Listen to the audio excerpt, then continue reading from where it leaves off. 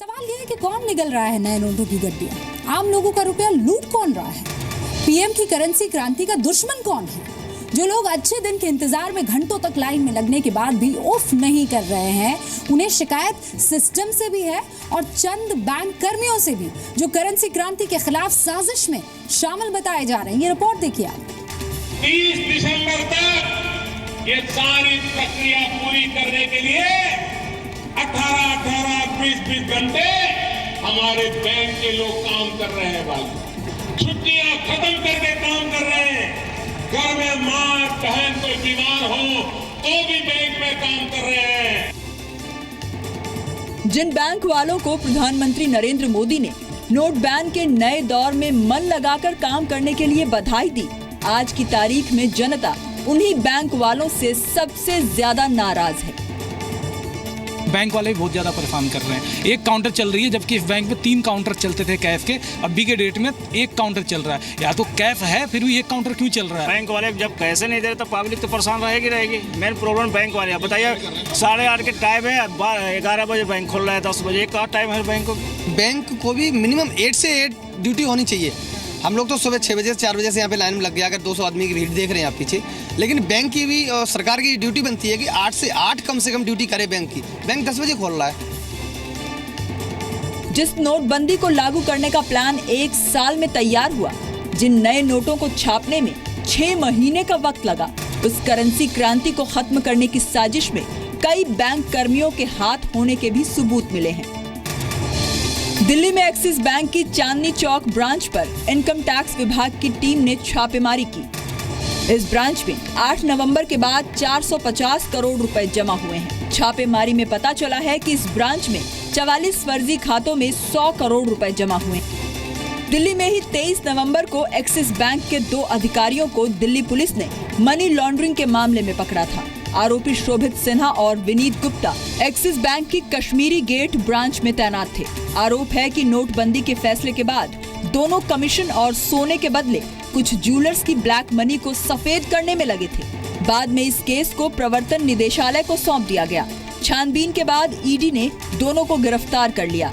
ED ने इनसे 3 kilo सोना जब्त किया। आरबीआई ने 7 दिसंबर तक 4,27,000 करोड़ के नए नोट छापे, लेकिन हैरानी इस बात की है कि पिछले 24 घंटों में करोड़ों रुपए के नए नोट अलग अलग शहरों में मिले। देश के अलग अलग शहरों में बैंक के बाहर लाइन में लगे लोगों का आरोप है कि कई बैंक कर्मी अमीर भ्रष्टाचारियों के साथ मिलकर उनकी ब्लैक मनी को सफेद करने में जुटे हैं। ब्यूरो रिपोर्ट, जी मीडिया। तो नोएडा और दिल्ली में एटीएम नारायण का यानी एटीएम में जमा पैसे का नतीजा आ चुका है। हम ऐसा बिल्कुल नहीं कह रहे हैं कि पूरे शहर में वही हालात है जैसा हमने दिखाया, लेकिन जिस जगह पर हमने पड़ताल की वहां नतीजा ऐसा ही आया। अब हम आपको दिखाते हैं हैदराबाद में क्या हालचाल है। अब 3 बज चुके हैं और हम इस वक्त हैदराबाद के सबसे वेस्ट खैरताबाद इलाके में हैं। इस इलाके में कितने एटीएम हैं और वहां क्या हाल है, इसका जायजा लेंगे।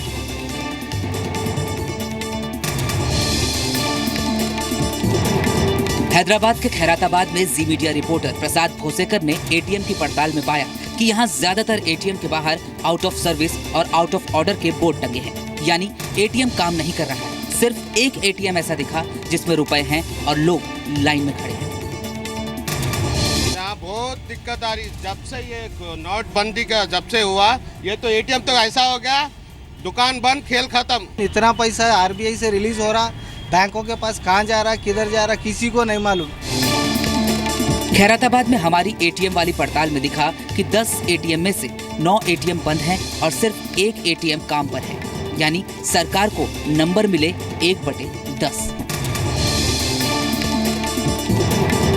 आगे बढ़ते हैं और उत्तर प्रदेश की राजधानी लखनऊ में एटीएम में रुपए हैं या नहीं, ये पता लगाने की कोशिश करते हैं। लखनऊ में इस वक्त मौजूद है डीजीपी ऑफिस के बहुत ही करीब एसबीआई बैंक का एक एटीएम है। हमारे पीछे आप देखिएगा, इसमें हालांकि कैश है और लाइन भी यहाँ पर तकरीबन 30 से 40 लोगों की लगी हुई है और यहाँ पर पैसा फिलहाल एटीएम में है।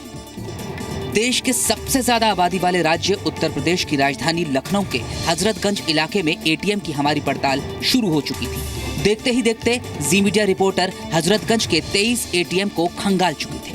ज्यादातर एटीएम बंद थे और जो एटीएम खुले थे वहां कतारें कम नहीं थी। ऐसे सर जो है टाइम बीत रहा है, बहुत क्राइसिस बढ़ रही है और बहुत परेशानियां हो रही हैं। महीने में एक बार सैलरी मिलती और 15 दिन दौड़ना पड़ता है ना।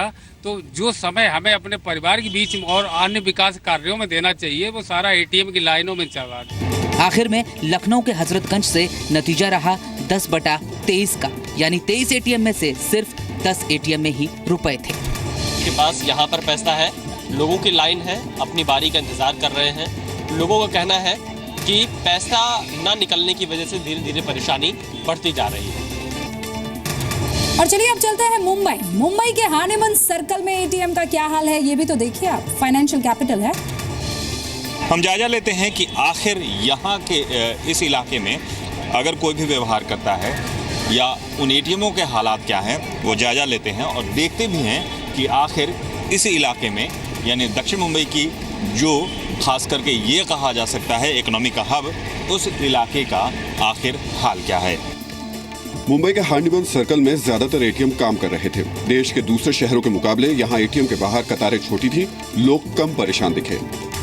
अभी लाइन कुछ कम है, पहले से उतना प्रॉब्लम नहीं हो रहा है, थोड़ा कम हो रहा है, लेकिन हाँ 2000 का चेंज करवाना एक प्रॉब्लम है। बैंक की लाइन पर खड़े हो जाइए और जब आपका नंबर आए और बैंक का शटर बंद हो जाए और दूसरे दिन शाम को आके आप मुझे मोदी जी की तारीफ करना। बट मैं चाहता हूँ कि जो जनता का ये सेक्रीफाई है, त्याग है, इसका देश को कुछ अच्छा रिजल्ट मिलना चाहिए। तो 5 मिनट के अंदर 2 या 3 आदमी बाहर आ जाते, मतलब बहुत ज़्यादा तकलीफ नहीं, क्योंकि मोस्टली तो सिक्योरिटी भी अंदर देता है, आज तो नहीं है। हार्निमन सर्कल में जी मीडिया रिपोर्टर राजीव रंजन ने 10 एटीएम की पड़ताल की, जिनमें 10 एटीएम में रुपए थे। ऐसा हम दावा नहीं कर रहे हैं कि पूरे शहर का यही हाल है, लेकिन मुंबई के एक इलाके की यह तस्वीर है और इस तस्वीर से मुंबई के पूरे हालात का अंदाजा लगाया जा सकता है। मुंबई से जरा पटना का रुख कर लें। बिहार की राजधानी पटना, वहाँ के मौर्य लोक मार्केटिंग कॉम्प्लेक्स, वहाँ के एटीएम का क्या हाल है, देखिए। शाम के 4 बजे हैं और हम इस वक्त मौजूद हैं पटना के मौर्य लोक मार्केटिंग कॉम्प्लेक्स में। पटना के लोगों के लिए ये शॉपिंग का एक सबसे बड़ा अड्डा है। हम ये जायजा लेंगे कि यहाँ पे कितने एटीएम काम कर रहे हैं और उनकी स्थिति फिलहाल क्या है।